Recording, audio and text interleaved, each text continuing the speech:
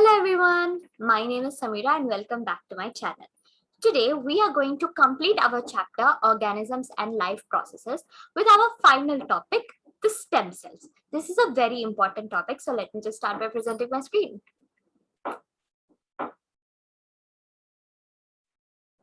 Okay, so stem cells.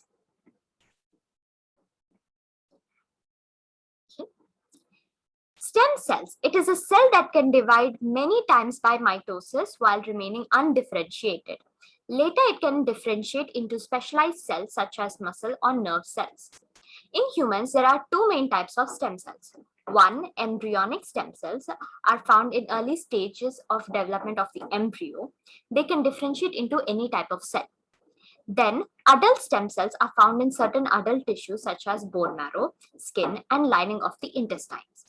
They have lost the ability to differentiate into any type of cell but can form several specialized tissues. For example, bone marrow cells can divide many times, but there's only able to produce different types of red blood and white blood cells.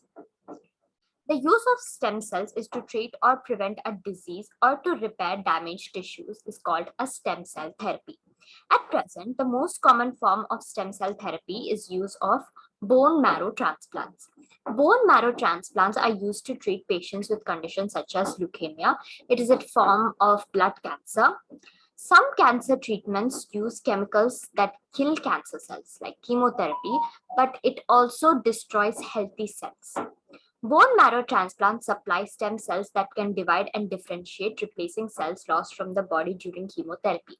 As we have a little knowledge about chemotherapy, that people become bald and sometimes there can be lung diseases like pulmonary fibrosis due to chemotherapy. There can be long-term chemotherapy effects and they can be short-term.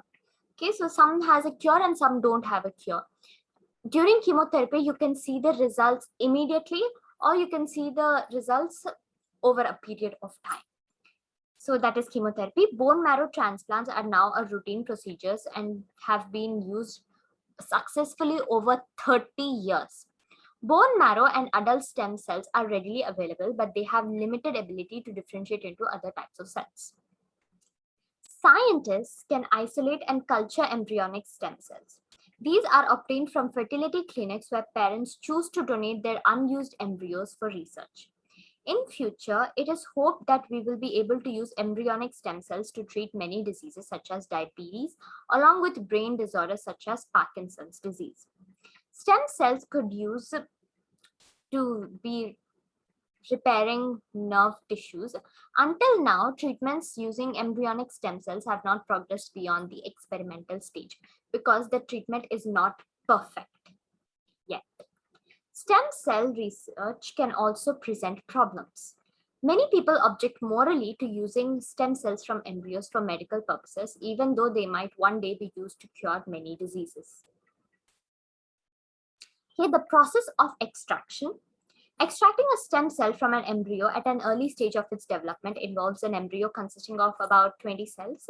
A single cell is removed by drawing it into a fine glass capillary tube. Then it is used for experiments.